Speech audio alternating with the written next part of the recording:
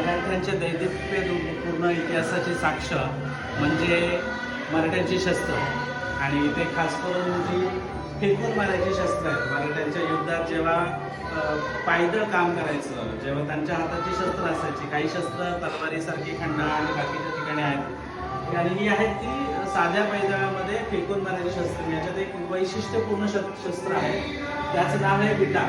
आपण पाहता हा साधारणतः भाल्याचा प्रकार येतो, पण ह्याच्यामध्ये ह्याची विशेषता अशी आहे की हा एकदा फेकून परत घेता येतो. याला एक पूर्ण 2 ते 3 अडीच फुटांचं टोक पुढं केलेलं असतं पाहिल्यासारखं, जे जिवे घेण्याच्या कामी यायचं. आणि त्याच्या मागं त्याची वैशिष्ट्यपूर्ण म्हणजे बांबूची एक काठी असायची, ज्याला हँडलवर पकडलं जायचं आजच्या तारखेला. त्याला ही दोरी असायची, 7 ते 8 फूट 10 फुटाची दोरी असायची, ज्याच्याने हे फेकलेलं शस्त्र एकदा वार केल्यानंतर परत आपल्या सैन्याकडे यावं अशा पद्धतीने ती प्रोव्हिजन केलेली असायची.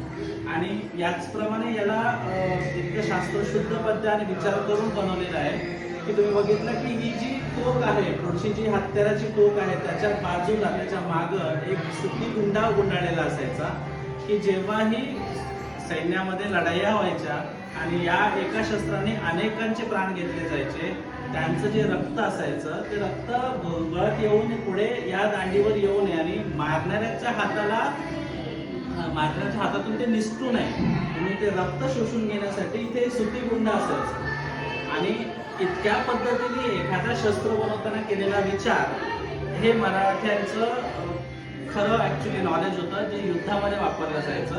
आणि तसंच पद्धतीने खरंच एक वैशिष्ट्यपूर्ण मराठ्यांचं शस्त्र आहे. हे इतर ठिकाणी तुम्हाला खूप कमी मिळेल, पण मराठ्यांचं खास शस्त्र होतं. धन्यवाद.